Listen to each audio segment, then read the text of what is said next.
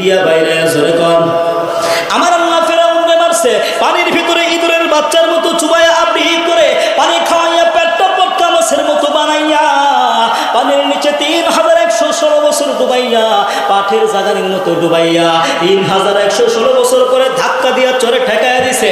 সেখান থেকে মানুষজন তুইলা নিয়ে পরীক্ষা করে দেখি দ্বিতীয় রামচিজ আল্লাহ তাআলার দুশমন, মুসা নবীর দুশমন, আসিয়ার দুশমন, আমার বন্ধু আমার ভাইয়ারে মহান রব্বুল আলামিন আজ পর্যন্ত ফেরাউনের লাশটা অক্ষুণ্ণ অবস্থায় রাখছে।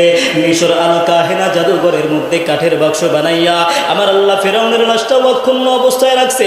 দুনিয়ার কোনো মমি করা লাগে নাই, দুনিয়ার কোনো মেডিসিন দেওয়া লাগে নাই, অমনি ভালো আছে। আমার বন্ধু আমার ভাইরা রে, দুনিয়ার জমিনে যে কোনো জিনিস তত সময় পর্যন্ত পচে না যত সময় পর্যন্ত ব্যাকটেরিয়া তাকে আক্রমণ না করে।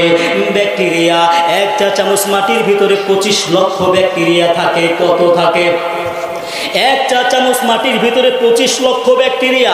এত ছোট্ট ছোট্ট কীট পোকাগুলা পাওয়ারের গ্লাস ছাড়া দেখা যায় না, অরুবিক্রম ছাড়া দেখা যায় না, মাইক্রোস্কোপ ছাড়া দেখা যায় না।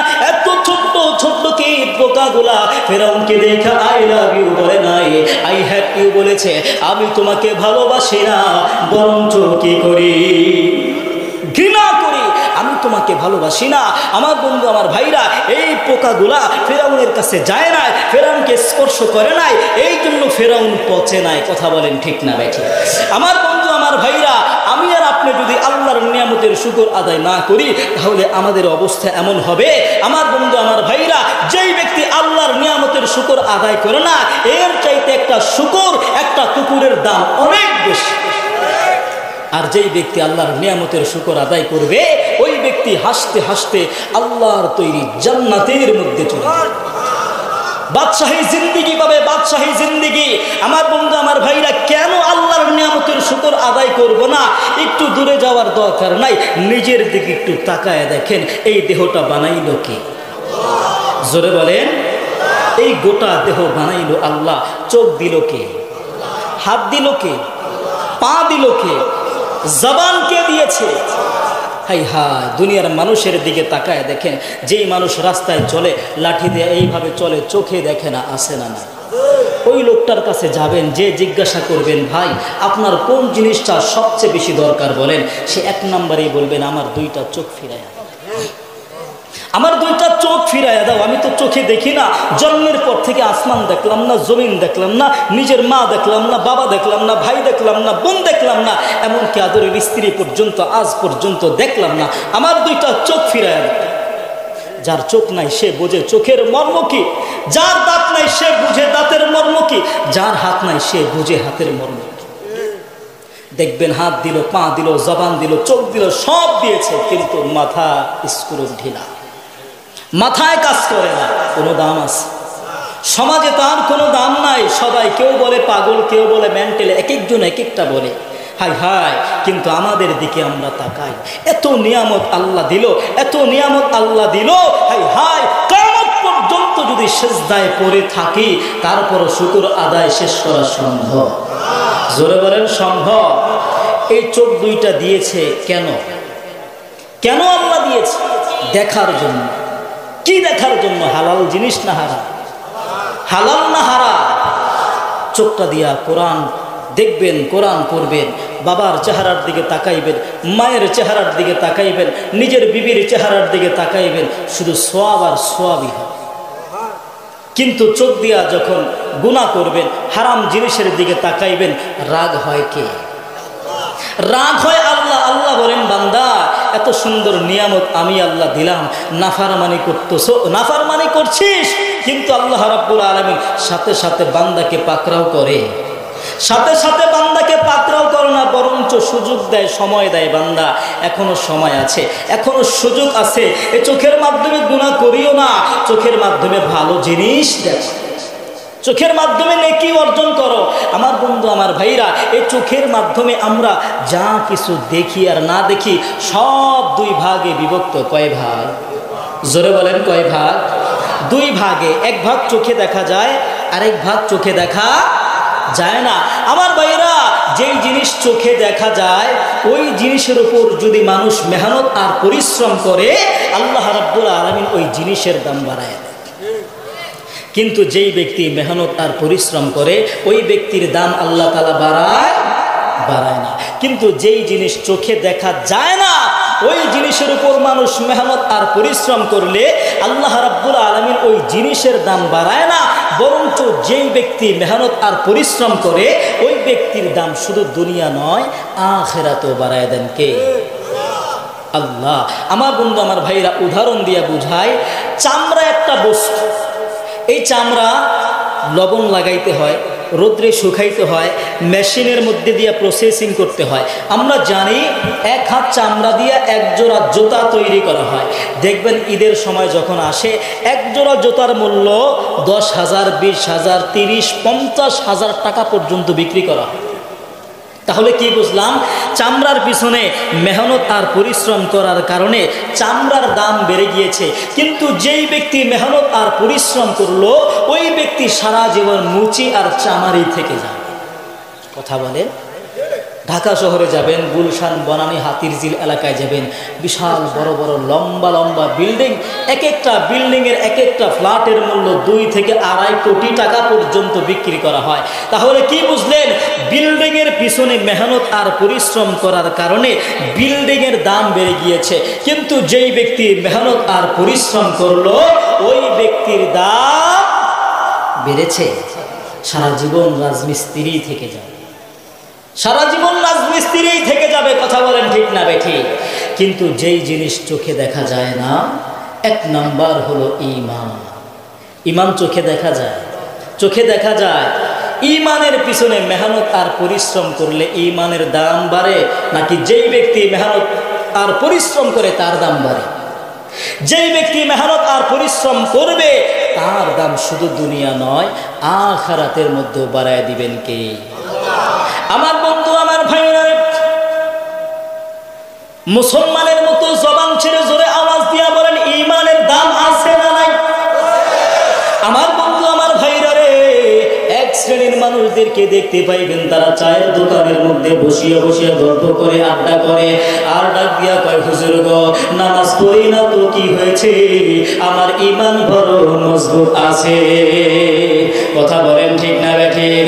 এজন্য হযরত ইব্রাহিম আলাইহিস সালাম আল্লাহর নবী সরকারে দু আলম নবী কলাম দিয়া বলতেছেন, নবীজি, ও নবী গো, আমি আল্লাহ তাআলার কাছে একটা দরখাস্ত পেশ করেছি।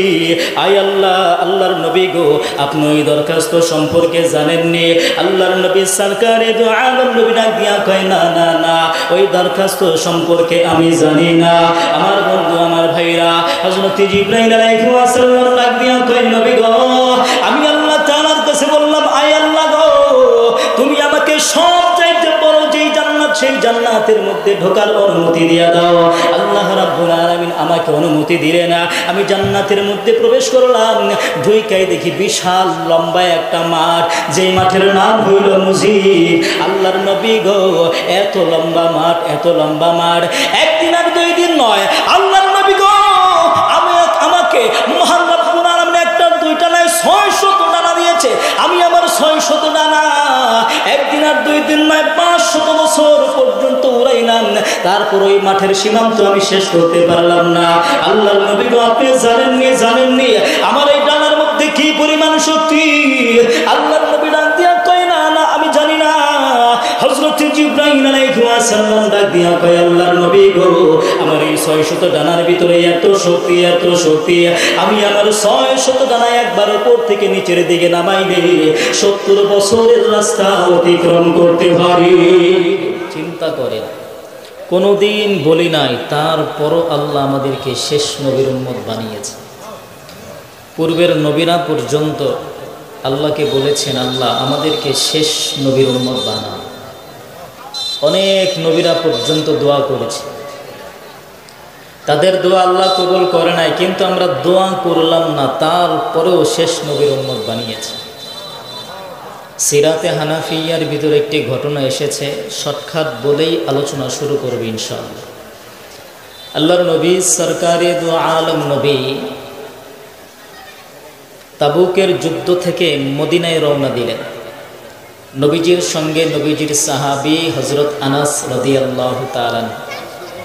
তাবুক থেকে মদিনা 700 কিলোমিটারের রাস্তা। কত দূরের রাস্তা? 700 কিলোমিটারের রাস্তা। নবীজি 700 কিলোমিটারের রাস্তা রওনা দিলেন, সঙ্গে হযরত আনাস। এই যে আজকে আমাদের ঢাকা থেকে আপনাদের এই জামালপুর কত কিলোমিটার? কত? 300 কিলোমিটারের রাস্তা। আমরা দুপুর 12টায় রওনা দিয়েছি। 12টায় রওনা দিয়েছি, আসতে আসতে এসা কয় ঘন্টা? 6, 7, 8 ঘন্টা সময় লেগে যায়। আবার যদি ঢাকা থেকে আপনি চট্টগ্রাম বা আরও দূরে টেকনাফ যেতে চান, তাহলে দেখবেন 500 কিলোমিটার, 550 কিলোমিটারের রাস্তা। সকালবেলা রওনা করে 12, 13, 14, 15 ঘন্টা পর্যন্ত সময় লেগে যায়। আর নবীজি সাল্লাল্লাহু আলাইহি ওয়াসাল্লাম তাবুক থেকে মদিনায় রওনা দিলেন। 700 কিলোমিটারের রাস্তা নবীজি পায়ে হেঁটে রওনা দিলেন। অর্ধেক রাস্তা আসার পরে নবীজি বলতেছে, আনাস, আমার কাছে বড় ক্লান্ত লাগতেছে, এখানে বসো, আমরা বিশ্রাম করি। নবীজি বিশ্রাম করতেছে। হযরত আনাস নবীজির শিয়রে বসা। এমন সময় কে যেন পিছন থেকে আল্লাহর নবীকে সালাম দেয়, আসসালাতু ওয়াসসালামু আলাইকা ইয়া রাসূলুল্লাহ, আসসালাতু ওয়াসসালামু আলাইকা ইয়া হাবিবাল্লাহ। কে যেন আল্লাহর নবীকে সালাম দেয়। সালামটা শোনার পরে সাহাবী পিছনের দিকে তাকাইল। তাকায় দেখে কাউকে দেখা যায় না। সে কৌতূহল বশত পিছনের জঙ্গলের মধ্যে চলে গেছে। যে দেখে বিশাল লম্বা একটা মানুষ, বিশাল লম্বা, মাথা দেখা যায় না, মাটিতে দুলতেছে, মাটি পায়ের মধ্যে লাগে না, সাদা পোশাক পরা। এই লম্বা লোকটা দেখিয়া সে ভয় পেয়ে জঙ্গল থেকে দৌড়ায়া চলে আসে। নবীজি সাল্লাল্লাহু আলাইহি ওয়াসাল্লাম ডাক দিয়া বলে, আনাস, তোমার কি হয়েছে? তুমি কেন ভয়ে কাঁপতেছো? কারণ কি? আমার বন্ধু, আমার ভাইরা রে, হযরতে আনাস রাদিয়াল্লাহু তাআলা ডাক দিয়া বলতেছেন, নবীজি, আপনি যখন এইখানে বিশ্রামরত অবস্থায় আমি আপনার শিয়রে বসা, এমন সময় কে যেন আপনাকে সালাম দেয়, আসসালাতু ওয়াসসালামু আলাইকা ইয়া রাসূলুল্লাহ, আসসালাতু ওয়াসসালামু আলাইকা ইয়া হাবিবাল্লাহ। আল্লাহর নবী গো, কে যেন আপনাকে সালাম দেয়। সালামটা শোনার পরে পিছনের দিকে তাকাইলাম, তাকায় দেখি কাউকে দেখা যায় না। আল্লাহর নবী গো, আমি কৌতূহল বশত পিছনের জঙ্গলের মধ্যে চলে গেলাম। নবীজি, আমি জঙ্গলের মধ্যে যাওয়ার পরে তাকায় দেখি বিশাল লম্বা একটা মানুষ, যার মাথা আসমানে, পাও জমিনের উপর তুলতেছে, মাটিতে লাগে না। আল্লাহর নবীকে এই লম্বা লোকটা দেখি আমি ভয় পেয়ে জঙ্গল থেকে দৌড়ায় চলে আসলাম। আল্লাহর নবী ডাক দিয়া বলতেছেন, ও আমার সাহাবী, তুমি এখানে বসো, আমি নবী দেখে আসতেছি।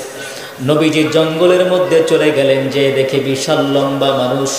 আল্লাহর নবী ডাক দিয়া বলে, ও লম্বা ভাই, এইখানে বসো। সঙ্গে সঙ্গে লম্বা লোকটা আল্লাহর নবীর কাছে বসে গেলেন। আল্লাহর নবী, লম্বা লোক, দুইজনে পরস্পরে কথা বলে। এমন সময় আসমান থেকে একটি পাত্র করে কি যেন খাবার তাদের সামনে উপস্থিত হয়ে গেছে।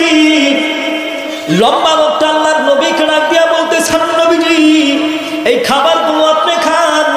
আল্লাহর নবী সরকারে তো আলম নবী ডাক দিয়া বলতেছে, আমি কিভাবে খাবারগুলো খাবো? আমার একজন সাহাবী আছে, আমার একজন সাথী আছে, ওইখানে বসে আছে। আপনি যদি আমাকে অনুমতি দেন, আমার সাহাবীকে এইখানে আনবো, আমরা তিনজন একসাথে খাবারগুলো খাইব। অনুমতি দিয়া দিল। সাহাবী আসলো, তিনজন একসাথে খাবারগুলো খাইল। সর্বশেষ আলহামদুলিল্লাহ বলার সাথে সাথে খাবারের বাকি অংশগুলো উড়িয়া উড়িয়া আসমানের মধ্যে চলে গেছে। আমার বন্ধু, আমার ভাইয়েরা, আল্লাহর নবী লম্বা লোক, দুইজনে পরস্পরে কথা বলে। লম্বা লোকটা সর্বশেষ কান্না করতে করতে আসমানের মধ্যে চলে গেছে। আল্লাহর নবীর সাহাবী হযরতে আনাস রাদিয়াল্লাহু তাআলা ডাক দিয়া বলতেছেন, নবীজি, ও নবীকে আমি তো কিছুই বুঝতে পারলাম না, কিছুই বুঝতে পারলাম না। আল্লাহর নবী ডাক দিয়া বলতেছেন, ও আমার সাহাবী, তুমি কি বুঝো নাই আমার কাছে বলো। এবার নবীর সাহাবী ডাক দিয়া বলতেছেন, নবীজি আমার এক নম্বর কথা হইল, নবী গো আমরা যেই খাবারটা খাইলাম এই খাবারটা কোথা থেকে আসলো। 2 নম্বর, নবীজি আপনি যেই লম্বা লোকটার সঙ্গে কথা বললেন তার পরিচয় কি। 3 নম্বর, নবীজি আপনি যে লম্বা লোকটার সঙ্গে কথা বললেন কি কথা বলছেন নবীজি। 4 নম্বর, নবীজি লম্বা লোকটা কান্না করতে করতে আসমানের মধ্যে চলে গেছে। আল্লাহর নবীকে আমি তো কিছুই বুঝতে পারলাম না। আল্লাহর নবী সরকারে দু আলম নবী ডাক দিয়া বলে, তুমি কিছুই বোঝো নাই? কয় না না আমি কিছুই বুঝি নাই। আল্লাহর নবী ডাক দিয়া বলে, শোনো শোনো, তোমার 1 নম্বর কথা হইল আমরা যেই খাবারটা খাইলাম এটা দুনিয়ার কোনো সাধারণ খাবার নয়, এটা আমার মালিক আল্লাহ তাআলার জান্নাতের খাবার। আল্লাহর নবীর সাহাবী হযরতে আনাস ডাক দিয়া বলে, নবীজি তা তো বুঝতে পারলাম জান্নাতি খাবার, কিন্তু নবীজি আপনি যে লোকটার সঙ্গে কথা বললেন তার পরিচয় কি। আল্লাহর নবী ডাক দিয়া বলে, শোনো শোনো, ইনি দুনিয়ার একজন সাধারণ কোনো মানুষ নয়, ইনি আল্লাহর একজন পয়গম্বর হযরত ইলিয়াস আলাইহিস সালাম। আমার বন্ধু আমার ভাইরা, নবীর সাহাবী ডাক দিয়া বলে, নবী গো আল্লাহর পয়গম্বর হযরত ইলিয়াস আলাইহিস সালাম বুঝতে পারলাম, কিন্তু আপনার সঙ্গে কি কথা বললো নবীজি। আল্লাহর পয়গম্বর ডাক দিয়া বলে, শোনো, আল্লাহর পয়গম্বর হযরত ইলিয়াস আলাইহিস সালাম দুনিয়ার জমিনে থাকে না, দুনিয়ার জমিনে থাকে না, আসমানের মধ্যে থাকে, আকাশের জমিনের মধ্যে থাকে।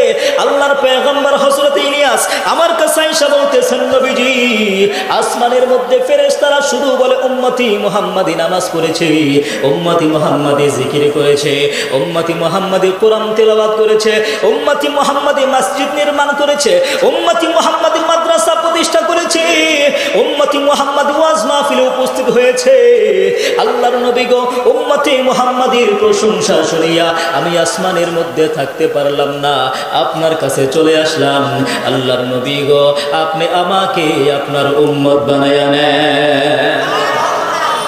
আমার বন্ধু আমার ভাইরা, আল্লাহর নবী ডাক দিয়া বলতেছেন, না না আমি তোমাকে আমার উম্মত বানাতে পারবো না, তবে শোনো শোনো, যেই দিন কিয়ামতের ময়দান কায়েম হয়ে যাবে, সমস্ত মানুষ পেরেশান হইয়া ইয়া নাফসি বলবে, সেই দিন তুমি নবীদের কাতারের মধ্যে থাকবে, আর আমি বিশ্ব নবী তোমার দিকে উম্মতি দৃষ্টি দিয়া তাকায়া থাকবো। তাহলে এর দ্বারা আমরা কি বুঝলাম? নবীরা পর্যন্ত আমাদের নবীর উম্মত হওয়ার জন্য পাগল ছিল, তাদেরকে আল্লাহ বানায় নাই, কিন্তু আমরা কোনোদিন আল্লাহকে বলি নাই আল্লাহ আমাদেরকে শেষ নবীর উম্মত বানাও। না বলার কারণেও, না বলার পরেও মহান রব্বুল আলামিন আমাকে আপনাকে দয়া করে মায়া করে শেষ নবীর উম্মত বানিয়েছেন, এজন্য খুশি না বেজার? তাহলে সকলে জবান ছেড়ে জোরে আওয়াজ দিয়া বলি সাল্লাল্লাহু আলাইহি ওয়াসাল্লাম। আমার বন্ধু আমার ভাইরা, আজকের এই একদিন ব্যাপী ওয়াজ ও দোয়ার মাহফিলে আমরা আসতে পেরে বসতে পেরে খুশি না বেজার? জোরে বলেন খুশি না বেজার? সিংহের মতো গর্জন দিয়া বলেন খুশি না বেজার? আরে মুসলমানের জবানের আওয়াজ যদি দুর্বল হয়, তাহলে নাস্তিকেরা, মুরতাদেরা, কাফের বেঈমানের দলেরা মুসলমান জাতিকে ঘায়েল করার জন্য, মুসলমান ভাইরা আমাদের গর্বকে খর্ব করে দেওয়ার জন্য চেষ্টা চালাবে, যদি আপনাদের জবানের আওয়াজ দুর্বল হয়, ঠিক না? এজন্য আমরা সকলে জোরে সোরে বুক ভরে আওয়াজ করে নারায়ে তাকবীরের ধ্বনি দিব, আল্লাহু আকবারের ধ্বনি দিব। আমার মুসলমান ভাইরা, আমরা যারা এখানে উপস্থিত হয়েছি আমরা সবাই মুসলমান। আমরা কি? জোরে বলেন আমরা কি? সন্দেহ আছে? সন্দেহ আছে? এদেশের মাটির মধ্যে ইহুদি, খ্রিস্টান, নাসারা, হিন্দু, বৌদ্ধ, আর্য, অনার্য, নাগা, কটু, গারো, সাঁওতাল, খাসিয়া, কত সম্প্রদায়ের মানুষ আছে। আল্লাহ ইচ্ছা করলে আমাদেরকে বেঈমান বানাতে পারতেন। কথা বলেন, ইচ্ছা করলে ইহুদি বানাতে পারতেন, খ্রিস্টান বানাতে পারতেন, কিন্তু আল্লাহ খুশি না বেজার? তাহলে আবারও জবান ছেড়ে জোরে আওয়াজ দিয়া বলি আলহামদুলিল্লাহ। আমার বন্ধু আমার ভাইরা, এই প্যান্ডেলটা বানাইতে খুঁটি লাগছে কিনা? জোরে বলেন খুঁটি লাগছে কিনা? এই সামিয়ানাটা খোলার পরে আসমানের দিকে তাকায় দেখেন খুঁটি আছে কয়টা? খুঁটি আছে কয়টা? আসমান খুঁটিবিহীন আমাদের মাথার উপরে ঝুলন্ত অবস্থায় আছে। আল্লাহর নবী সরকারে দু আলম নবী বলেন, আসমানেরও একটা খুঁটি আছে। যেরকম সুবহানাল্লাহ। আসমানের কি আছে? আসমানের খুঁটি আছে, আমরা দেখি না। আল্লাহর নবী বলেন, লা তাকুমুস সাআহ হাত্তা ইউকালা ফিল আরদি আল্লাহ আল্লাহ। যেরকম সুবহানাল্লাহ। এই জমিনের একজন মুমিন বান্দা হলো আসমানের খুঁটি। মুমিন বান্দা কিসের খুঁটি?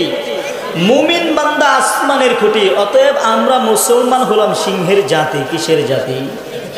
জোরে বলেন, কিসের জাতি? আমরা মুসলমান তাকায় দেখেছি আমাদের ভিতরে উঁচা নিচা, মোটা চিকন, কালা সাদা সব ধরনের মানুষ আছে। আছে না নাই? জোরে বলেন, আছে না নাই?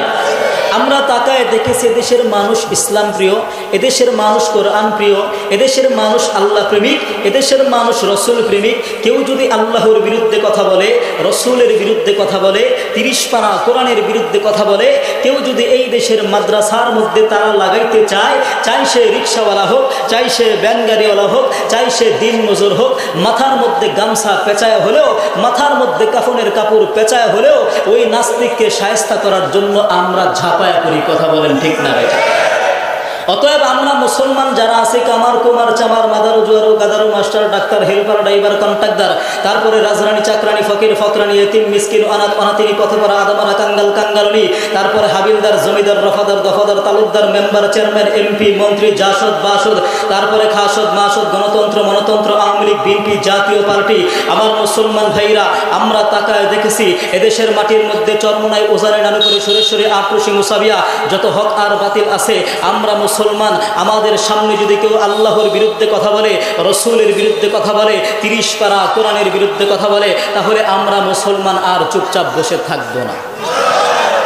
কথা বলেন ঠিক না বেঠে? আমার বন্ধু, আমার ভাইরা, বনের রাজার নাম কি? জোরে বলেন। কেউ বলে বাঘ, কেউ বলে সিংহ। যেটাই বলেন না কেন, একটা বাঘ হোক, একটা সিংহ হোক, 1 দিন 2 দিন 3 দিন 7 দিন পর্যন্ত না খাওয়া কোনো মানুষ যদি ওই সিংহের কাছে বা বাঘের কাছে গিয়া যদি লাঠি দিয়া খোঁচা মারে, সে কি তার জায়গায় চুপচাপ বসে থাকে? জোরে বলেন। সে তার জায়গা থেকে গর্জন দিয়া ওঠে। অতএব আমরা মুসলমান চুপচাপ বসে থাকতে পারি, কিন্তু কেউ যদি আল্লাহর বিরুদ্ধে কথা বলে, রসুলের বিরুদ্ধে কথা বলে, 30 পারা কোরআনের বিরুদ্ধে কথা বলে, তাহলে আমরা মুসলমান আর চুপচাপ বসে থাকব। কথা বলেন ঠিক না বেঠি? আমাদের আল্লাহ কি ছোট? জোরে বলেন, আমাদের আল্লাহ কি ছোট? আমাদের কোরআন কি ছোট? আমাদের মদিনার রওজা কি ছোট? আমাদের বাইতুল্লাহ কি ছোট?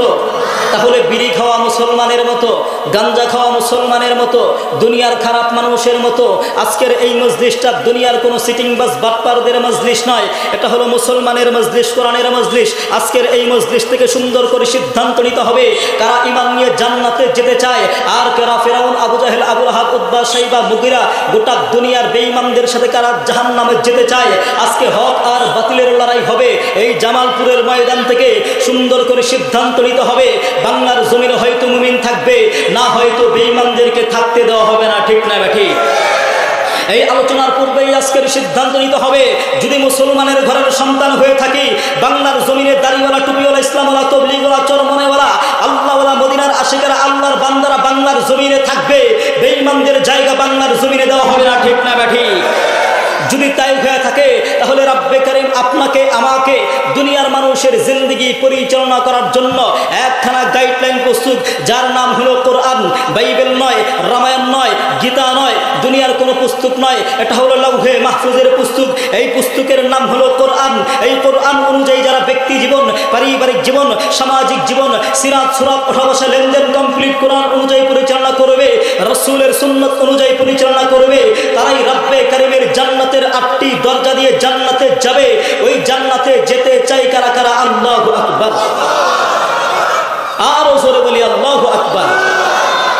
শোনো শোনো গ্রামবাসী, শোনো দিয়া মন, শোনো শোনো গ্রামবাসী, শোনো দিয়া মন, ভালো লাগে লাগলো আপনাদের এই আজকের আয়োজন, হাইরে ভালো লাগলো আপনাদের এই মাহফিল আয়োজন।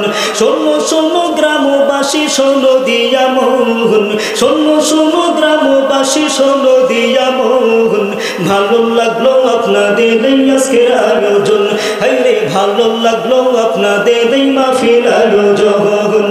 এই মাহফিলে আল্লাহওয়ালা মুসলমান সবাই, নওয়ামী লীগ বিএনপি চরমনাই, আমরা নবীর উম্মত জান্নাত পেতে চাই। কারা কারা জান্নাত যাইবেন দুই হাত লারা দেন সবাই, হাত লারা দেন সবাই, হাত লারা দেন সবাই। দিন ইসলামের পথে চলবো আল্লাহু আকবার বলেন সবাই। এই তাকবীর হবে না, এবার আকাশ বাতাস মুখরিত করে তাকবীর দিতে হবে। হ্যাঁ ভাই তাকবীর, না ভাই তাকবীর, হ্যাঁ ভাই তাকবীর।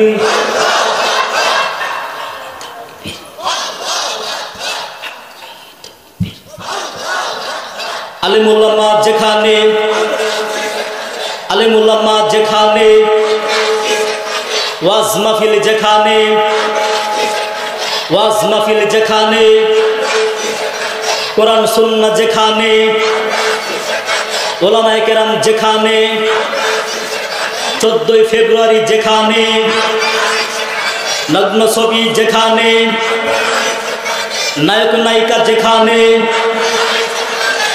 এই যে একটা ভুল কথা বল, ভুল কথা না, ভুল কথা না। আজকে দেখবেন আমাদের সমাজের এক শ্রেণীর যুবক আর যুবতী নায়ক নায়িকাদেরকে নিজেদের আইডল বানিয়েছে। কথা বলেন, ভুল বললাম, ভুল বললাম। আমরা এখানে না দাঁড়ায় ভিতরে চলে আসি, ভিতরে চলে আসি। দেখবেন এক শ্রেণীর যুবক নায়ক নায়িকাদেরকে অনুসরণ করে এমনভাবে তারা ভাব নিয়ে চলে, রাস্তায় চলবেন দেখবেন পায়জামা ছিঁড়া। আছে না নাই? এখানের কথা বলছি না। আমি যখন নারায়ণগঞ্জে চাকরি করি, এক ছাত্রকে ডাক দিলাম, এদিকে আসো। কোথায় মারামারি করছে? কে মারছে তোমাকে? না হুজুর মারামারি করি নাই, কেউ মারে নাই। তাহলে প্যান ছিঁড়ছে কিভাবে? হুজুর ছিঁড়ে নাই তো, স্টাইল। কি বলে? ছিঁড়ে না, স্টাইল। কোথায় পাইলা? কেন হুজুর? আমাদের দেশের নায়করা তো এইভাবে প্যান্ট পরিধান করে। আজকে পায়জামা এখানে ছিঁড়া, এখানে ছিঁড়ে পড়লেন, এখানে ছিঁড়া, এখানে ছিঁড়ে পড়লেন। আর কোথায় ছিঁড়া থাকলে কোথায় ছিঁড়ে পড়বেন আল্লাহ ভালো জানে। কথা বলেন ঠিক না? আমার বন্ধু, আমার ভাই, আজকে রাস্তাঘাটে চলবেন দেখবেন নায়ক নায়িকাদের অনুসরণ করে চলে, আর সমাজের মানুষদেরকে ডাক দিয়া কয় আমারে চিনো। আরে জানো, সারা বাংলাদেশে আমার ফলোয়ারের অভাব নাই, আমার আইডির ভিতরে ফলোয়ারের অভাব নাই। মিলিয়ন মিলিয়ন মানুষ আমাকে ফলো করে। এটা হলো তাদের চিন্তা চেতনা কেমন হয়ে গেছে দেখেন। কোথায় পাইলা এই ফলোয়ার, কোথায় পাইলা এগুলো? হাই হাই, আপনি জানেন না। কেননা আমাদের দেশের নায়ক নায়িকারা তো এভাবেই চলছে, এমনভাবে তারা রাস্তার মধ্যে চলতেছে। দূর থেকে আপনি দেখবেন মনে হবে মেয়ে মানুষ, কিন্তু কাছে যাবেন দেখবেন পুরুষ। আছে না? আবার দূর থেকে দেখা যাবে পুরুষ মানুষ, কাছে যাবেন দেখবেন মেয়ে মানুষ। আছে না? না জোরে বলেন, আছে না নাই? আজকে ছেলেরা মেয়েদের পোশাক পরে রাস্তায় চলে, আর মেয়েরা ছেলেদের পোশাক পরে রাস্তায় চলছে। একটা সময় শুধু ঢাকা শহরে ছিল, এখন শুধু ঢাকা শহরে নয়, গোটা বাংলাদেশে ছড়ায় গেছে, গ্রামগঞ্জ ছড়ায় গেছে। কেন? আজকে আমি আর আপনি দুর্বল হওয়ার কারণে, আজকে আমি আপনি গার্ডিয়ান দুর্বল হয়ে গেছি, আমাদের সন্তান ভুল পথে চলে গেছে। বুঝেন নাই? নায়ক নায়িকাদের অনুসরণ করিয়া ভুল পথে চলে, রাস্তার মধ্যে এমনভাবে চলে, আর মনে মনে ভাবে সমাজের মধ্যে আমার চাইতে মডার্ন, আমার চাইতে দামি আর একটাও নাই। আমি বলবো না না না, সমাজের ভিতরে তোমার চাইতে বেউকুফ আর একটাও নাই। শুধু বেউকুফ তা নয়, শুধু বেউকুফ তা নয়, বেউকুফ নাম্বার 1। কথা বলেন ঠিক না বেঠিক? ও কাগুরে এগুলো হইছে বেকুফ নাম্বার 1, ও কাগুরে এগুলো হইছে বেকুফ নাম্বার 1। আর সেদিন দেখছি বক্সি বাজার বেচে খিলির হান, ও কাগুরে এগুলো হইছে বেকুফ নাম্বার 1, ও কাগুরে এগুলো হইছে বেকুফ নাম্বার 1। কথা বলেন ঠিক না বেঠিক? আরে কাঁদের লতি হুডা করি হচ্ছে হাতে দড়ি, রবার দিয়া বান্দি রাখে লম্বা মাথার চুল। আমি কি ভুল বললাম? জোরে বলেন ভুল বললাম? দেখবেন এক শ্রেণীর যুবকেরা কানের লতি ছিদ্র করে তার মধ্যে স্বর্ণের কানের দুল পরিধান করে রাস্তায় চলে। আছে না নাই? জোরে বলেন আছে না নাই? কান ছিদ্র করা, কানের মধ্যে অলংকার পরিধান করা, এটা পুরুষের সিফাত নাকি নারীদের? জোরে বলেন। আজকে নারীদের সিফাত আমরা পুরুষরা গ্রহণ করে রাস্তায় চলছি। শুধু তাই নয়, কান ছিদ্র করেছে, তার মধ্যে স্বর্ণের অলংকার পরিধান করেছে। আমার বন্ধু, আমার ভাইরা, স্বর্ণের অলংকার পরিধান করা পুরুষের জন্য হালাল না হারাম? জোরে বলেন। আজকে সেই হারাম কাজে আমরা লিপ্ত হইয়া ভদ্র আর সভ্য নিজেকে মনে করছি। কথা বলেন ঠিক না বেঠিক? আরে কাঁদের লতি হুডা করি হচ্ছে হাতে দড়ি, রবার দিয়া বান্দি রাখে লম্বা মাথার চুল। আবার মাতাল হইয়া মাঝে মাঝে বিড়ি মারে টান, ও কাগুরে এগুলো হইছে বেকুফ নাম্বার 1, ও কাগুরে এগুলো হইছে বেকুফ নাম্বার 1। কথা বলেন ঠিক না বেঠিক? আরে লম্বা চুলরে কাটি সাডি সড়ক হইছে হিতি, স্কিন টাইটের হোসাক হরি হইছে হুরুষ জাতি। কথা বলেন ঠিক না ঠিক? দেখবেন এক শ্রেণীর মেয়েরা জিন্সের প্যান্ট, ট্রাউজার, টাইট গেঞ্জি, শার্ট পরে রাস্তায় চলে। আছে না না? আছে না না? শুধু তাই না, শুধু তাই না, আজকে আমাদের হুজুরদের পাঞ্জাবিও তারা পরে।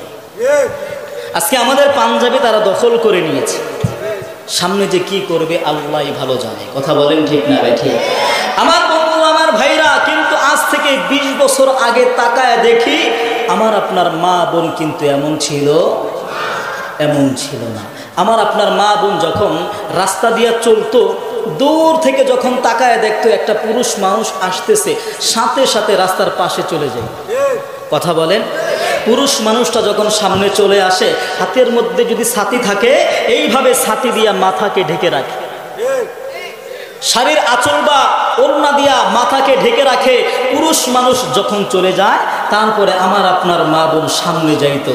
কিন্তু আজকের অবস্থা এমন হয়ে গেছে, আমার আপনার মা বোন আমাকে আপনাকে ধাক্কা চলে যায়, বলতেও পারেন না পাশ দিয়া কে গেল আর কে আসলো। কথা বলেন ঠিক না? আমার বন্ধু, আমার ভাইরা, এই অধঃপতনের 1 নাম্বার কারণ কি জানেন? 1 নাম্বার কারণ হলো, ভুল বললাম হুজুর? 1 নাম্বার কারণ হলো এই মোবাইল। আজকে দেখবেন আমার ছেলে, আপনার ছেলে, আমার মেয়ে, আপনার মেয়ে, যার কথাই বলেন না কেন, মাদ্রাসায় পড়ুক বা স্কুলে পড়ুক, যেখানেই পড়ুক না কেন, একটাই দাবি, স্কুলে যায় না, মাদ্রাসায় যায় না, খাওয়া দাওয়া করে না। মা ডাক দিয়ে কয়, সন্তান খাওয়া দাওয়া করো না কেন? কারণ কি হয়েছে? বাবা ডাক দিয়ে বলে, সন্তান মাদ্রাসায় যাও না, স্কুলে যাও না, কারণ কি হয়েছে? যাবো না, খাবো না। কেন? বলে আগে মোবাইল কিনিয়ে দাও, তারপরে। কথা বলেন। আগে মোবাইল কিনিয়ে দাও, তারপরে খাওয়া দাওয়া, তারপরে স্কুল, তারপরে মাদ্রাসা। আমার বন্ধু, আমার ভাইরা, সন্তানকে সান্ত্বনা দেওয়ার জন্য আমি আর আপনি কি করি? সন্তানকে মোবাইল কিনিয়ে দেই। এই সন্তান মোবাইল দিয়ে কি করে সেই খোঁজ খবর আমরা রাখি না। সন্তানকে আসলে স্কুলে গেল না, কোথায় ঘুরতে গেল, সন্তানকে আসলে বাসার মধ্যে বসে বসে পড়তেছে না মোবাইল টিপতেছে, সেই খবর আমাদের কাছে। আজকে মোবাইলের মাধ্যমে গেমস খেলতে খেলতে বন্ধুকে মেরে ফেলে, বাবাকে মেরে ফেলে সামান্য টাকার জন্য। কেন? মোবাইল খেলবে, এমবি ভরবে, টাকা নাই। বাবা কেন টাকা দেয় না? মা কেন টাকা দেয় না? এজন্য মায়ের গায়ে আঘাত করে, বাবার গায়ে আঘাত করে। এ মুসলমান, এখনো যদি আমরা সতর্ক না হই, সুদূর ভবিষ্যতে এই সন্তান আমাকে আর আপনাকে ঘর থেকে ধাক্কা দিয়ে বের করে দিবে। কথা বলেন ঠিক না বেঠিক? হাই হাই, আজকে আমার আপনার বাবা আমার দাদাকে কিভাবে লালন পালন করেছে সেদিকে আমাদের সন্তান তাকায় না। আমাদের মুরব্বীরা তাদের মা বাবাকে কিভাবে যত্ন করেছে সেদিকে তাকায় না। কিন্তু আজকে আমার আপনার সন্তান নষ্ট হয়ে যাচ্ছে একমাত্র মোবাইলের কারণে। আমরা মা বাবা বেখেয়ালিভাবে সন্তানকে পাইকারি ছেড়ে দিয়েছি, যাক যেখানে যাক, তারপরও কান্নাকাটি বন্ধ হোক, ঠিক মতো স্কুলও যাক। আমার বন্ধু আমার ভাইরা 5 বছর 6 বছর 10 বছর যাওয়ার পরে দেখে এই সন্তান আর কিছুই নয়, গোল্লা। কথা বলেন ঠিক না ব্যাঠি? আরে জোরে আওয়াজ দিয়ে বলেন না ঠিক না ব্যাঠি? আমার বন্ধু আমার ভাইরা দেখবেন ক্লাসের ভিতরে ছাত্র হলো 3 প্রকার। কয় প্রকার? জোরে বলেন কয় প্রকার? আপনাদের এই বক্সিগঞ্জের ভিতরে ব্যবসায়িকও 3 প্রকার, সারা বাংলাদেশের ভিতরে মুসলমানও 3 প্রকার। কথা বলেন ঠিক না ব্যাঠি? একদল আসছে মাহফিল দেখতে। কথা বলেন, একদম আসছে মাহফিল দেখতে। চলো ঢাকা থেকে হুজুররা আসবে, দেখি আমাদের পক্ষে না বিপক্ষে। যদি পক্ষে বলে হুজুর ঠিক আছে, আর যদি বিপক্ষে বলে তাহলে হুজুরের নৌকায় উঠাইয়া বঙ্গোপসাগর নিয়ে সুবাইয়া মাইরালাম। কথা বলেন ঠিক না ঠিক? আরেকদল আসছে দেখি ধানের শীষের বিরুদ্ধে বলে কিনা। যদি ধানের শীষের বিরুদ্ধে বলে তাহলে হুজুরের এই কাছে দিয়ে নলা কাইটা দিয়ে। কথা বলেন ঠিক না ঠিক? এই মুসলমান এখানে বিরুদ্ধের পক্ষে নয়। আজকের সমস্ত মুসলমান ঐক্যবদ্ধ হয়ে হকের বাতিল দিন করার জন্য বাংলার জমিনে সমস্ত নাস্তিক মুরতাদদেরকে খাদানোর জন্য আজকের এই সম্মেলন। কথা বলেন ঠিক না ব্যাঠে? আমার বন্ধু আমার ভাইরা, আমি প্রায় সময় বলে থাকি, বিভিন্ন দেশের মুসলমান আমাদেরকে দেখলে বলে ভাই তোমরা বাংলাদেশ ভারত পাকিস্তানের মুসলমান জান্নাতি পরিবেশে বসবাস করো।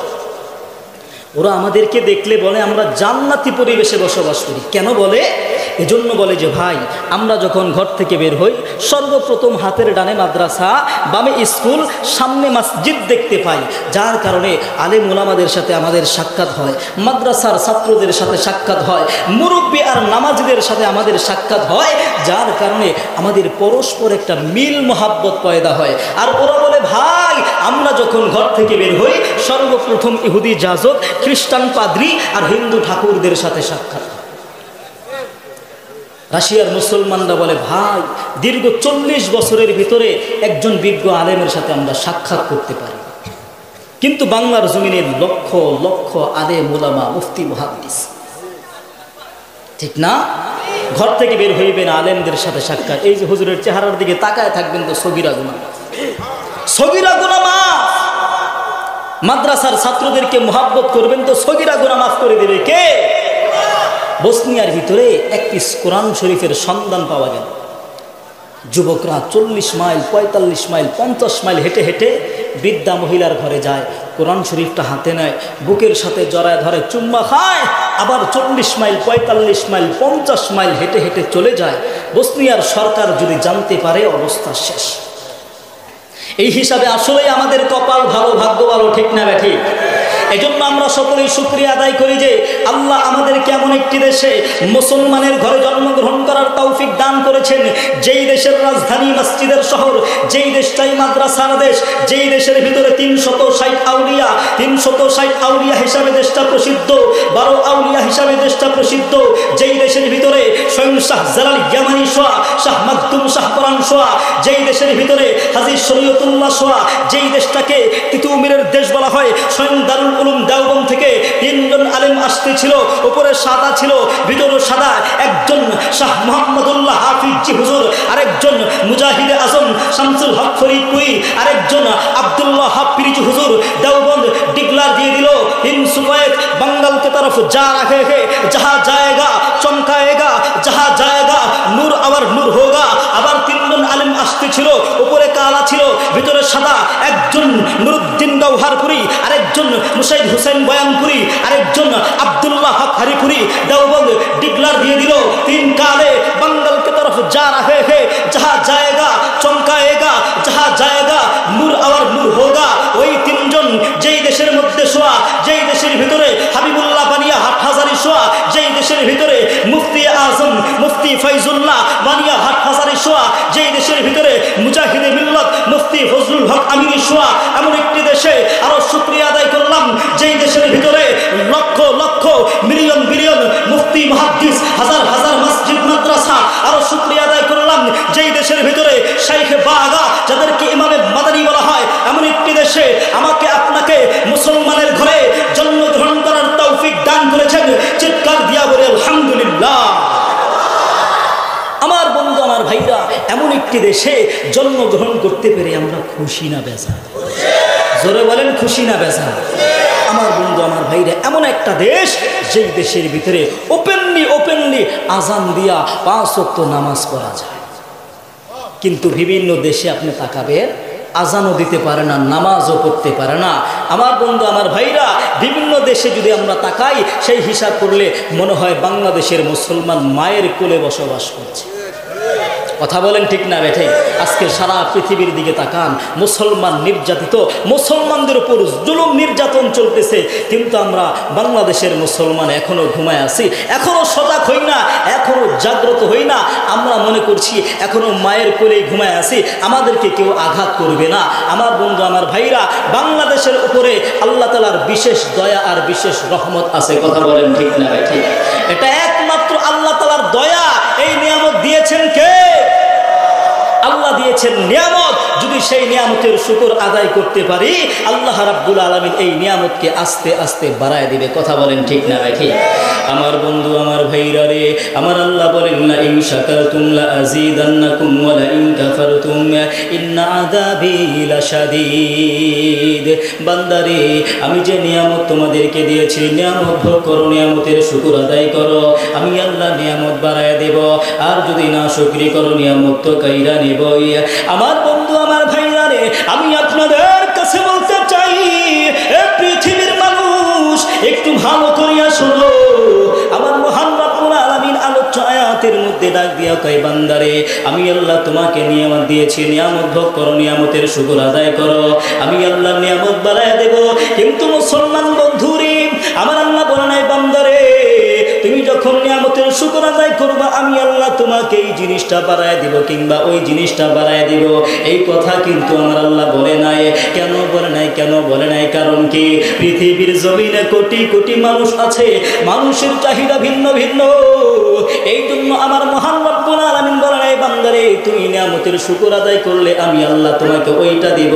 এই জন্য আমার আল্লাহ বলে নাই, বরঞ্চ বান্দা যখন আল্লাহর নিয়ামতের শুকর আদায় করবে, আল্লাহ রব্বুল আলামিন বান্দার চাহিদা অনুযায়ী বান্দার প্রয়োজন পূর্ণ করে দিবে। আমার বন্ধু, আমার ভাইরা রে, আমি আপনাদের কাছে বলতে চাই, জামালপুরের মুসলমান, একটু ভালো করিয়া শোনো। আমার বন্ধু, আমার ভাইরা, দুনিয়ার জমিনে কিন্তু আমরা বেশি দিন থাকতে পারবো না। ওই মাটির ঘরে যাইতে হবে, ওই অন্ধকার কবরের মধ্যে যাইতে হবে। মুসলমান বন্ধুরে, একটু কবরের সামনে দাঁড়ায় একটু চিন্তা করিয়া দেখছো রে, ওই কবরের মধ্যে তোমার মা চলে গেছে, তোমার বাবা চলে গেছে। আমার বন্ধু, আমার ভাইরা, 3.5 হাত মাটির নিচে তোমার মা, তোমার বাবা, তোমার দাদা, তোমার বন্ধু, তোমার ভাই ঘুমায় আছে। আজও পর্যন্ত কবরের সামনে দাঁড়াইয়া মায়ের খবরটা নিতে পারলা না, আজও পর্যন্ত বাবার খবরটা নিতে পারলা না, আজও পর্যন্ত নিজের আপন তোমার আত্মীয়র খবরটা তুমি নিতে পারলা না। আমার বন্ধু, আমার ভাইদের, ওই মাটির ঘরে একদিন যাওয়া লাগবে কিনা? জোরে বলেন, যাওয়া লাগবে কিনা? আমার বন্ধু, আমার ভাইরা, মাটি হতে জন্ম নিলাম, মাটিতে মরণ, মাটি হতে উঠতে হবে নাকি স্মরণ। কোজা কারণ, কোজা ফেরাউন, কোজা নমরুদ সুধামান, কোজা শওকত শাহিন শাহে, কোজা তখতে সুলাইমানি। কোথা নমরুদ, কোথা ফেরাউন, সাদ্দাত জি কোথায়? রিক্ত হস্তে মাটির গহীনে রয়েছে তাদের হোতা। ওরে ভোলা মন, তাতে নিমগ্ন, মরণে স্মরণ কর, পলে পলে তোর ফুরিয়েছে আয়ো, এখনো না হলো ডর। কোথা থেকে আগমন, কোথা যেতে হবে, কে আনিল কি কারণে জানা নাই ভাবে। কে আমাদেরকে আনলেন, আমাদের মালিকের নাম কি? আরো জোরে বলেন আল্লাহ। হয় নাই, হয় নাই, আরো জোরে জবান ছেড়ে বলেন আল্লাহ। ওই আল্লাহ আজও আছে না নাই? নমরুদরে শায়েস্তা করলেন কে? ফেরাউনরে শায়েস্তা করলেন কে? আমার বন্ধু আমার ভাইয়া, ওই আল্লাহ যে আছে না নাই? ওই আল্লাহর নিয়ামতের শুকর আদায় করা দরকার আছে না নাই? আমার বন্ধু আমার ভাইরা, আমার নবী দয়ার নবী পর্যন্ত আল্লাহর নিয়ামতের শুকর আদায় করি, কিন্তু আমরা সাধারণ মানুষ হইয়া আল্লাহর নিয়ামতের শুকর আদায় করি না, আল্লাহর গোলামি আদায় করি না। আমার বন্ধু আমার ভাইরা রে, আমি আপনাদের কাছে বলতে চাই, হযরতে বারা রাহমাতুল্লাহি আলাইহি হযরতে আয়েশা সিদ্দিকা রাদিয়াল্লাহু তাআলা আনহাকে ডাক দিয়া বলে, ও আয়েশা, আপনি আল্লাহর নবী সাল্লাল্লাহু আলাইহি ওয়াসাল্লামের যে সকল মুজিজা প্রত্যক্ষ করেছেন আমাকে একটু বলেন না। আমার বন্ধু আমার ভাইরা রে, আমি আপনাদের কাছে বলতে চাই, এই জামালপুরের মুসলমান একটু ভালো করিয়া শুনেন। হযরত আয়েশা রাদিয়া কয়, শোনো শোনো, আল্লাহর নবী সাল্লাল্লাহু আলাইহি ওয়াসাল্লামের সকল কাজই হলো মুজিজা। তবে শোনো শোনো, আল্লাহর নবী সাল্লাল্লাহু আলাইহি ওয়াসাল্লাম একদিন রাতের বেলা আমার ঘরের মধ্যে প্রবেশ করলেন। আল্লাহর নবী সাল্লাল্লাহু আলাইহি ওয়াসাল্লাম আমার শয়ন শয্যায় শায়িত হইল। নবীজির দেহ মুবারক আমার দেহকে স্পর্শ করলো। এমন সময় আল্লাহর নবী ডাক দিয়া বলতেছেন, আয়েশা রে, এই আয়েশা, তুমি কি আল্লাহ তাআলার কুদরতি পায়ের মধ্যে সিজদা দিবানি? হযরত আয়েশা ডাক দিয়া কয়, নবী গো, আমার মনে চায় আপনার সংস্পর্শে আরো কিছু সময় থাকি, কিন্তু নবী গো, আপনার ইচ্ছাকে আমি বড় ভালোবাসি, আপনি জান আমিও আসতেছি। আল্লাহর নবী পানির পাত্রের নিকট চলে গেলেন। আল্লাহর নবী পানি অপচয় না করিয়া সুন্দর করে উযু করলেন। আল্লাহর নবী উযু করিয়া নামাজের মধ্যে দাঁড়ায় গেছে। হযরত আয়েশা সিদ্দিকা রাদিয়াল্লাহু তাআলা আনহা নবীজির সামনে আসলো। আয়েশা দেখে নবীজি নিয়ত করলো, সূরা ফাতিহা তেলাওয়াত করে। নবীজির চোখ গড়ায়া গড়ায়া পানি পড়ে। নবীজির রুকুর মধ্যে নবীজির চোখ গড়ায়া গড়ায়া পানি পড়ে। নবীজি সিজদার মধ্যে চলে গেছে। নবীজি সিজদার মধ্যেও কান্না করি।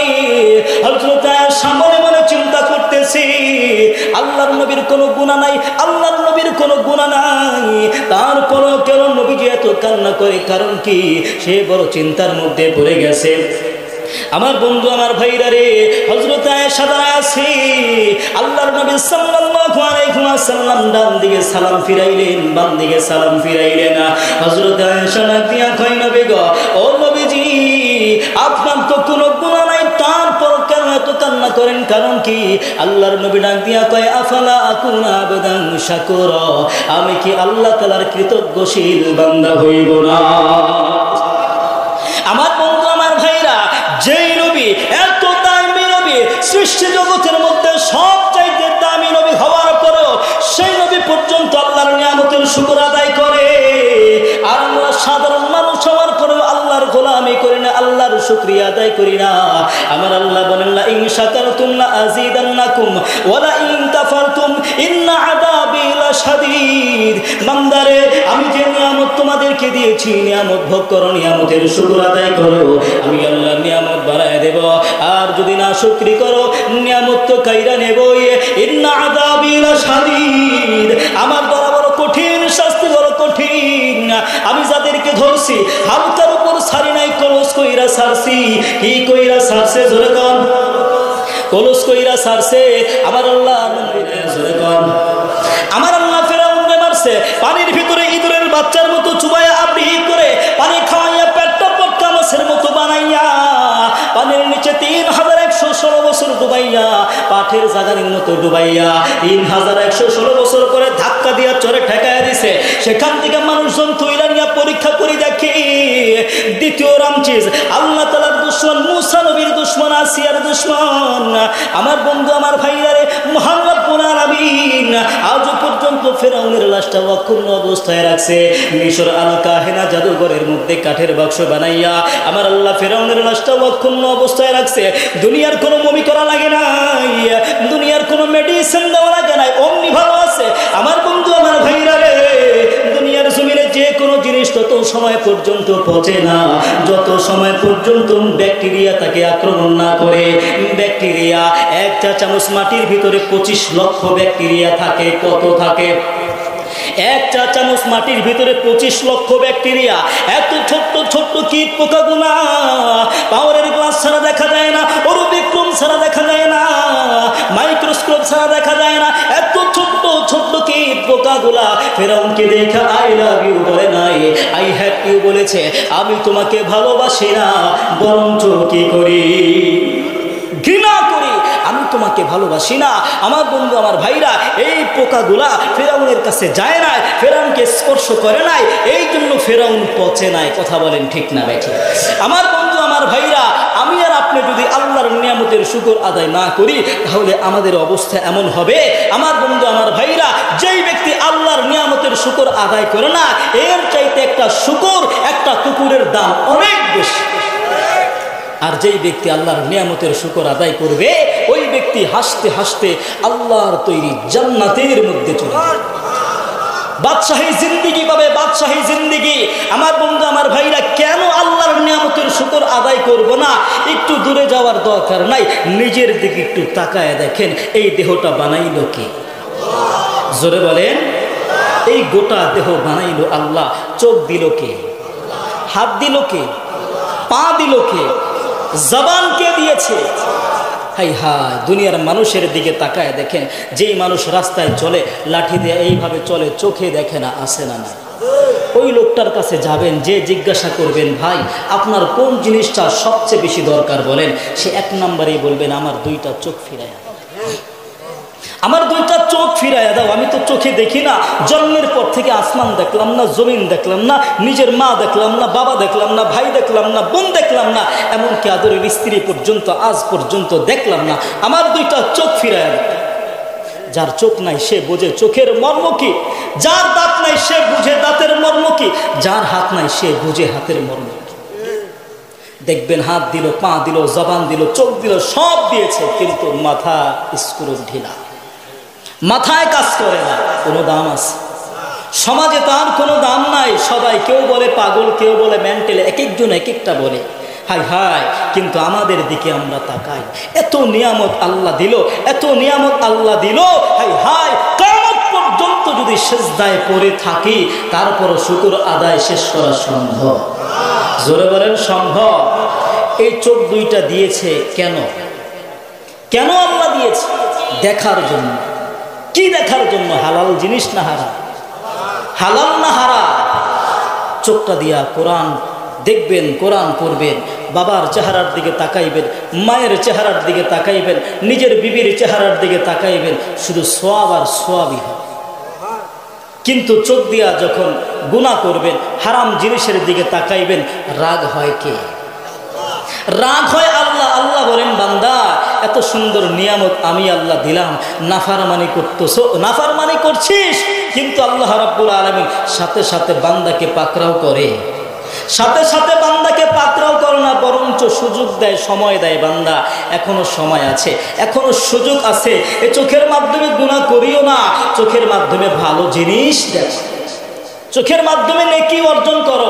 আমার বন্ধু আমার ভাইরা, এই চোখের মাধ্যমে আমরা যা কিছু দেখি আর না দেখি, সব দুই ভাগে বিভক্ত। কয় ভাগ?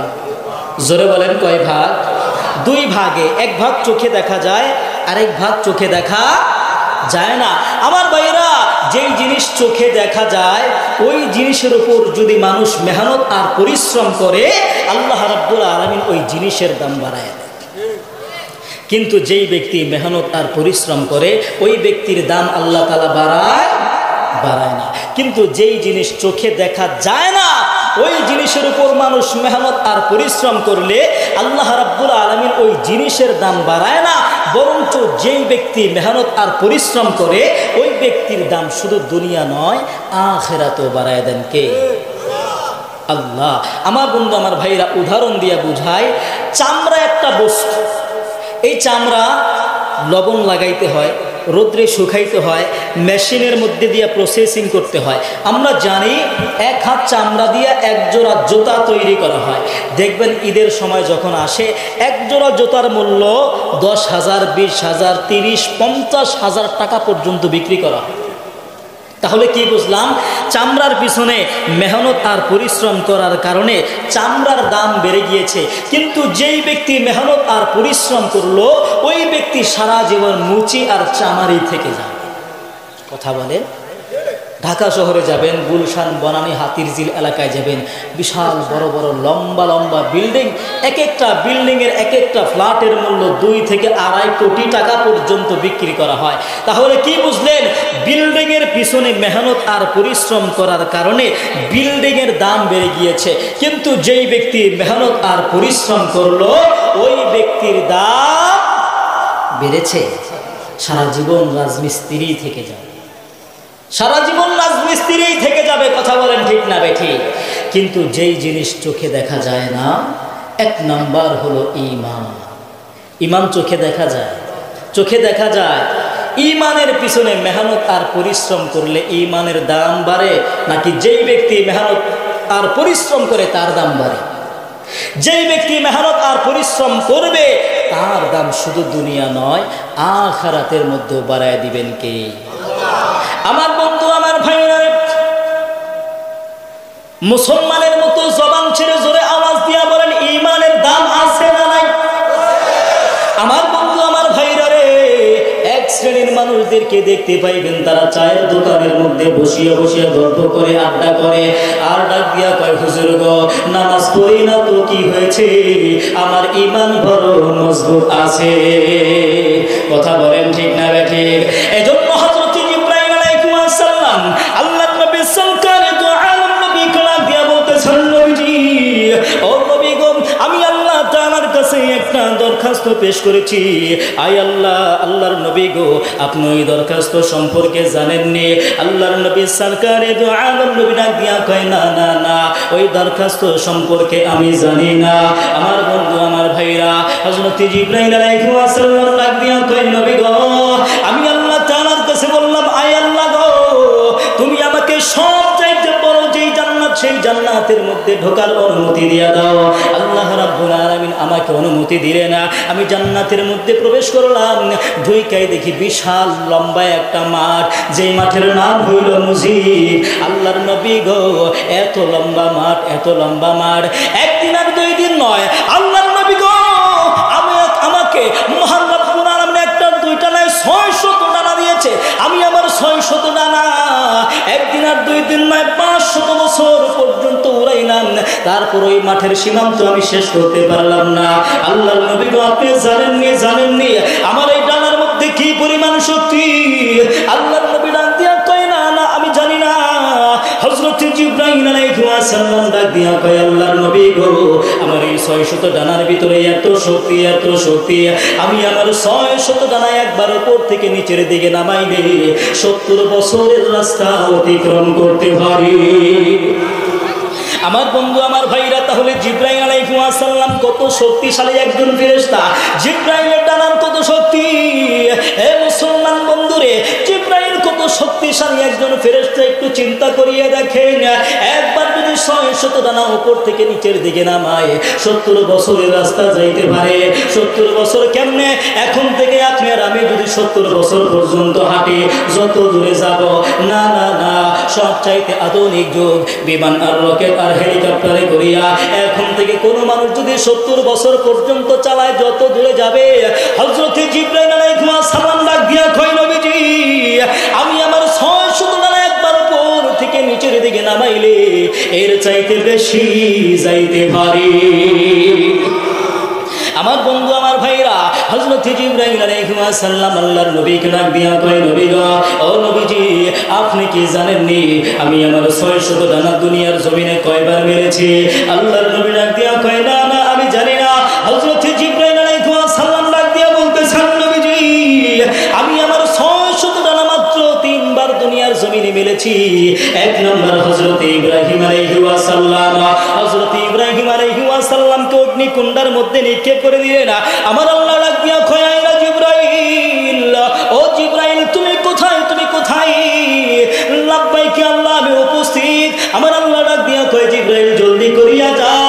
আমার বন্ধু, আমার ভাইরা, জিবরাইল ডাক দিয়া কয়, আল্লাহ, আমি কোথায়? তোমার পয়গম্বর ইব্রাহিম কোথায়? আগুন কোথায়? জবান ছেড়ে জোরে আওয়াজ দিয়া বলেন, হুকুম কার? আমার বন্ধু, আমার ভাইরা, জিবরাইল আলাইহিস সালাম প্রথমবারের মতো 600 ডানা উপর থেকে নিচের দিকে নামাইলেন। মুহূর্তের মাঝে হযরত ইব্রাহিম আলাইহিস সালামের নিকট চলে আসলেন 2 নম্বর আল্লাহর ভারী পয়গম্বর হযরত ইউসুফ আলাইহিস সালাম। আমার বন্ধু, আমার ভাইয়ারে, ইউসুফ আলাইহিস সালামকে তার সব ভাইরা মিলিয়া কূপের মধ্যে নিক্ষেপ করে দিলেন। আমার আল্লাহ ডাক দিয়া কয়, না জিবরাইল, ও জিবরাইল তুমি কোথায়? লাব্বাইক আল্লাহ, আমি উপস্থিত। আমার আল্লাহ ডাক দিয়া কয়, জিবরাইল জলদি করিয়া যাও, জলদি করিয়া যাও। হযরত জিবরাইল আলাইহিস সালাম ডাক দিয়া কয়, আল্লাহ আমি কোথায়? তোমার পয়গম্বর ইউসুফ কোথায়? কূপ কোথায়? আবার জবান ছেড়ে চলে আওয়াজ দিয়া বলেন, হুকুম কার? দ্বিতীয়বারের মতো হযরত জিবরাইল আলাইহিস সালাম 600 ডানা উপর থেকে নিচের দিকে নামাইলেন। মুহূর্তের মাঝে হযরত ইউসুফ নবীর কাছে চলে আসছে। ইউসুফ নবীকে ডাক দিয়া বলে, ইউসুফ রে, তোমার এই অবস্থা কেন? কে করেছে? কারণ কি? হযরত ইউসুফ আলাইহিস সালাম ডাক দিয়া বলে, আমার সব ভাইরা মিলে করছে। কেন করছে বলতে পারি না। এই ইউসুফ রে, তোমার গায়ের মধ্যে দিয়ে জামা নাই, জামা কই?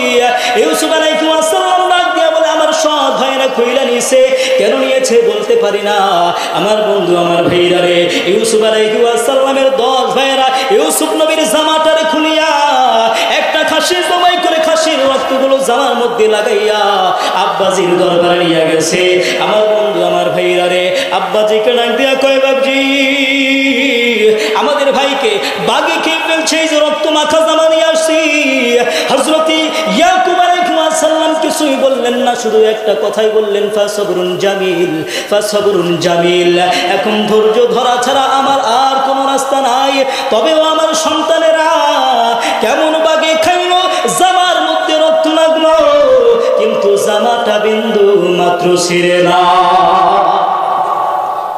ও আমার সন্তানেরা কেমন বাগে খাইলো, জামার মধ্যে রক্ত লাগলো, কিন্তু জামাটা বিন্দু মাত্র ছিঁড়ে নাই। আমার বন্ধু, আমার ভাইরা, ঘটনা বলার উদ্দেশ্য আমার নয়, ঘটনা বলার উদ্দেশ্য আমার নয়। তাফসীর মারিফুল কোরআনের মধ্যে আল্লামা শফি রাহমাতুল্লাহি আলাইহি তাফসীর করতে গিয়া বলেন, নুন ওয়াল কলামি ওয়া মা ইয়াসতুরুন মা আনতা বিনিআমাতি রাব্বিকা বিমাজনুন। আমার বন্ধু, আমার ভাইরা, এই আয়াতের তাফসীর করতে গিয়া আল্লামা শফি রাহমাতুল্লাহি আলাইহি বলেন, ইউসুফ নবীর 10 ভাই শুধু জ্ঞানী নয়, শুধু জ্ঞানী নয়, অনেক জ্ঞানী ছিল। কেমন জ্ঞানী? কেমন জ্ঞানী? ইউসুফ নবীর 10 ভাই রাস্তা দিয়ে হাঁটতেছে, হঠাৎ করে এক ভাই ডাক দিয়া কয়, ভাই রে, আমার মনের মধ্যে একটা কথা উদয় হয়েছে, বলমুনি? কয়, বল বল। কয়, ভাই আমরা যেই রাস্তা দিয়ে যাচ্ছি, আমাদের আগে এই রাস্তা দিয়ে একটা গাভিন গরু গেছে। যেরকম না, সুবহানাল্লাহ। কি বলে? রাস্তা দিয়ে একটা গাভিন গরু গেছে। আরেক ভাই ডাক দিয়া কয়, হ ওই গরুর একটা চোখ নাই। আরেক ভাই ডাক দিয়া কয়, হ ওই গরুর পেটের ভিতরে 7 থেকে 8 মাসের বাচ্চা আছে। সেম কোয়ালিটির গাভী হারায় গেছে। যেই লোকটার গাভী হারায় গেছে, ওই লোকটার বাড়ির সামনে দিয়া যাচ্ছে। লোকটা দৌড়ায় ঘর থেকে বের হইয়া 10 ভাইকে ডাক দিয়া কয়, 10 ভাই দাঁড়াও, দাঁড়াও। সাথে সাথে 10 ভাই দাঁড়ায় গেছে। লোকটা ডাক দিয়া কয়, তোমরা আমার গাভী চুরি করছো। কি কয়? তোমরা আমার গাভী চুরি করছো। 10 ভাই ডাক দিয়া কয়, না না না, আমরা তো গাভী চুরি করি নাই, আমরা চোর না, আমরা চোর হইতে পারি না। এবার লোকটা ডাক দিয়া কয়, তোমরা যদি চোর না হও, চুরি যদি না করেই থাকো, তাহলে কেমনে বুঝলা এই রাস্তা দিয়া গাভীর গরু গেছে? কয়, আন্দাজ করে বলছি। কয়, না, আন্দাজ তো একটা হয়, কিন্তু সব হয় কেমনে? একটা যে চোখ নাই, সেটা কেমনে বুঝলা? বলে, তাও আন্দাজ করে বলছি। কয়, না, পেটের ভিতরে 7 থেকে 8 মাসের বাচ্চা আছে, সেইটা কেমনে বুঝলা? বলে, তাও আন্দাজ করে বলছি। কয়, না না, মানুষের আন্দাজ হুবহু এক হইতে পারে না। দইরা বাদশার দরবারে নিয়ে গেছে। বাদশাহ, চোর দইরা আনছি, চোর। আমাদের দেশে অনেক চোর আছে। মসজিদের জুতা চোর, প্রাইমারি স্কুলের কল চোর, মাদ্রাসার বদনা চোর। এরা চোর না ছেঁচড়া? জোরে বলেন। তো ধৈরা বাদশার দরবারে নিয়ে গেছে। বাদশাহ, এই যে চোর ধরে আনছি, চোর। এবার 10 ভাই ডাক দিয়া কয়, বাদশাহ আমরা চোর না, আমরা চোর হইতে পারি না। আমাদের পিতা একজন পয়গম্বর, আমরা পয়গম্বরের আওলাদ, আমরা চুরি করতে পারি না। জোরে কোন সুবহানাল্লাহ।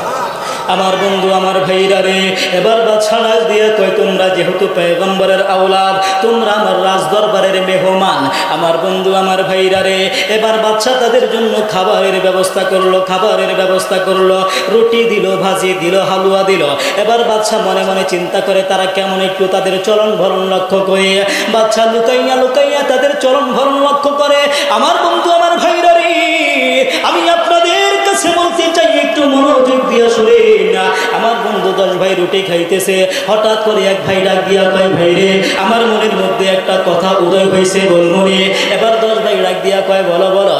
ডাক দিয়া কয় ভাই রে, আমরা যেই রুটি খাইতেছি, এই রুটি যেই মহিলা বানাইছে, মহিলা বড় অসুস্থ, মহিলা বড় অসুস্থ। বাদশা মনে মনে চিন্তা করে রুটি কই, মহিলা কই, ওরা কেমনে জানে মহিলা অসুস্থ। বাদশা একজনকে ডাক দিচ্ছে, এদিকে জলদি করিয়া যা, মহিলার খবর নিয়ে আস। আমার বন্ধু এবার লোকটা চলে গেছে, মহিলার খবর নিয়ে আইসা ডাক দিয়া কয় বাদশা, বাস্তবই যেই মহিলা রুটি বানাইছে, মহিলা বড় অসুস্থ, বিছানার মধ্যে পড়ে আছে। বাদশা চিন্তার মধ্যে পড়ে গেছে, হাই এরা তো সাধারণ কোনো মানুষ না, সাধারণ কোনো মানুষ না। আমার বন্ধু আমার ভাইরা, এবার বাদশা আরো বিচলিত হইয়া গেছে। এবার তাদের চলন ভরণ ভালোভাবে লক্ষ্য করে 10 ভাই রুটি খাইতেছে, রুটি খাইতেছে। আমার বন্ধু আমার ভাইরা রে, হঠাৎ করে আরেক ভাই ডাক দিয়া কয় ভাই রে, আমার মনের মধ্যে একটা কথা উদয় হয়েছে, বলমুনি। কয় বল বল বল। কয় না না, এইভাবে বলা যাবে না, গোপন কথা, গোপন কথা, সামনে আগায় আসো, সামনে চলে আসো। আমার বন্ধু আমার ভাইরা 10 ভাই সামনে চলে আসলো। এবার ফুসুল ফুসুল ফুসুল ফুসুল ফুসুল কইরা বলে, কিন্তু সবাই বুঝতে পারে না। এক ভাই ডাক দিয়া কয়, আরে ফুসুর ফুসুর বাদ দিয়া জোরে ক। পিছন থেকে বাদশা মনে মনে কয়, আরে জোরে বলুক, জোরে বললে তো আমিও শুনতে পাইব। এবার ডাক দিয়া কয়, ভাই আমাদের দেশের যে বাদশা, ওই বাদশার জন্মের ঠিক নাই। কি কথা বলবো রে? বাদশা এবার দৌড়ায় চলে আসে, রাত গরুর বিচার পরে হবে, আগে এই বিচার হবে, কি বলছিস বল।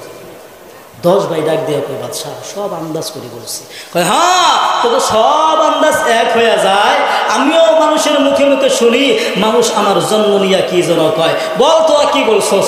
ডাক দিয়া কয়, বাদশা সব আন্দাজ করে বলছি, এখন বলা যাবে না, যদি সত্য কথা বলি তাহলে মামলা দিবেন, হামলা দিবেন, ফাঁসি দিবেন, আর তা আমরা সহ্য করতে পারবো না। আমার বন্ধু আমার ভাইরা, বাদশা ডাক দিয়া কয়, শোন, এখানে তোরা আর আমি আছি, আর কেউ নাই, কোনো শাস্তি দিব না, হামলা মামলা কিছুই হবে না, তোদেরকে আমি মাফ করে দিব, বল তোরা কি বলছস। এবার 10 ভাই ডাক দিয়া কয়, বাদশা সব নবীর সুন্নত, সব নবীর সুন্নত, যেরকম সুবহানাল্লাহ। এক ইহুদি নবীজি সাল্লাল্লাহু আলাইহি ওয়াসাল্লামের একটা সুন্নত, মাত্র একটা কথাকে রিচার্জ করতে করতে করতে 20 বছর পরে কালিমা পড়ে মুসলমান হয়ে গেছে। কি কথা, কি কথা।